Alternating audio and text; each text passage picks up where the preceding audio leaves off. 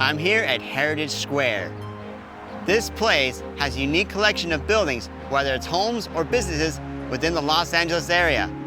Let's go inside and explore this unique park. Heritage Square Museum is a living and open-air museum located in the Montecito Heights neighborhood in the southern part of the Arroyo Seco area. It is located right next to the Arroyo Seco Parkway.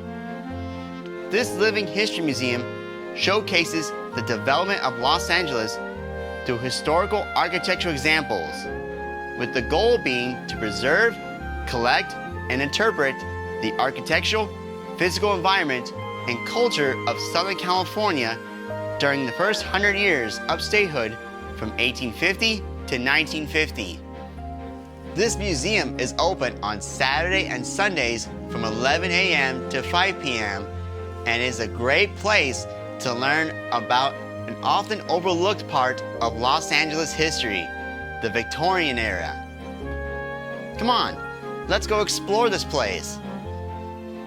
Throughout the history of Los Angeles, there's always been expansion and progress made within the city, but it comes at a cost of losing some historical buildings within the city, and this includes the old Victorian homes that once dotted the Los Angeles area. In 1969, to stop the widespread destruction of these Victorian homes across Los Angeles, a group of preservation-minded folks formed the Cultural Heritage Foundation at the request of the Los Angeles Cultural Heritage Commission. At its first meeting, the board designated 5 historical cultural monuments, all threatened with demolishment. This included the Salt Box, a famous mansion atop the once grand neighborhood of Bunker Hill. The LA Department of Parks and Recreation would lease them a rather unremarkable 10-acre parcel of excess parkland that was adjacent to the Arroyo Seco Parkway. And thus, the Heritage Square Museum was born with the goal to move structures facing demolition to the side, restore them, and open them to the public. And despite the loss of the Saltbox House due to vandals, Heritage Square has become a great place to explore the Victorian era of Los Angeles in a small space. It has become a great little art gallery of the Victorian architectural styles that once dotted the Southern California area. And to prove it, let's take a nice walk around this place. Our first point of interest is the Palms Train Depot. Built in 1874, it was constructed for the Los Angeles and Independence Railroad. It was used by the Southern Pacific and was later absorbed into the Pacific Electric Railway in 1911. After the Red Con line was shut down in 1953, the building was abandoned.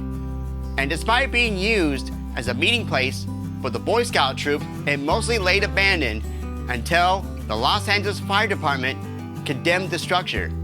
In 1976, the Los Angeles Cultural Heritage Foundation raised the funds to move the structure to its present site here at Heritage Square. Today, the depot presently sits at the entrance and houses the museum gift shop. Come on, let's go inside. This shop is a great place to buy items or have a nice cool breeze before wandering around the grounds to see the Victorian buildings here on campus. It's a great place to learn of a unique period of Los Angeles history. Come on, let's go see some specific buildings to see what I mean. First up, the Hale House from 1887. Built by George W. Morgan, a land speculator and real estate developer of Mount Washington, this building is an astounding example of the Queen Anne and East Lake styles. It was purchased by James H. Hale in 1906 and remained in the Hale family until finally being acquired by the museum in 1970.